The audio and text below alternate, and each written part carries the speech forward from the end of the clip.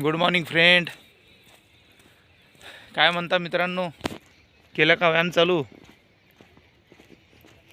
नाही केला, काही नाही. आज मी जे बोलत आहे हे तुमच्यासाठीही कामाचं आहे, माझ्यासाठीही कामाचं आहे. पण माझ्या बोलण्यातून तुम्ही काहीतरी बोध घेतला पाहिजेत, हेच माझं उद्दिष्ट आहे. हो, स्वतःची प्रकृती जपा, स्वतःच्या तब्येतीकडे लक्ष द्या. तुम्ही आज वयाने कमी असाल, जास्त असाल, पण काही गोष्टी तुम्ही समजून घेणं अत्यंत महत्त्वाचं आहे. या जीवनामध्ये कुठल्या गोष्टीची गॅरंटी आहे आणि कुठल्या गोष्टीची गॅरंटी नाही. बघा, जीवनाची 1 मिनिटाची सुद्धा गॅरंटी नाही आहे, पण मरणाची 100% गॅरंटी आहे. पण मरण कसं आलं पाहिजे? मरण आपल्या इच्छेनुसार आलं पाहिजे. हातानं मरण आणता कामा नये, कुठला शोक बाळगता कामा नये.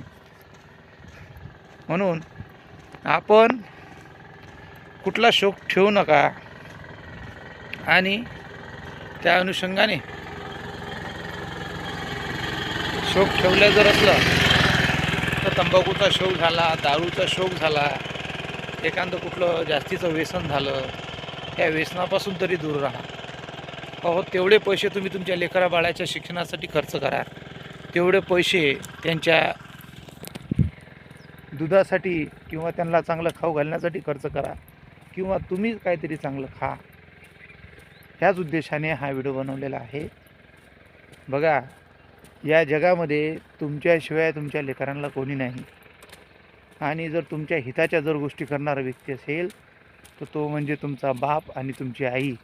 त्याच्या व्यतिरिक्त तुमच्या जीवनामध्ये तुमच्या हिताची गोष्ट करण्यासाठी किंवा तुमचं भलं करण्यासाठी कोणीही समोर येणार नाही, येऊ बी शकत नाही.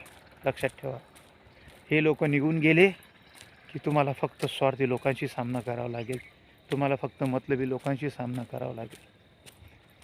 म्हणून हे लोक जिवंत असताना त्यांच्या जिवंतपणातच तुम्ही सुधारलं पाहिजेत, तुमच्या मुलाबाळाची काळजी घेतली पाहिजेत आणि व्यसनापासून तुम्ही दूर राहायला पाहिजेत.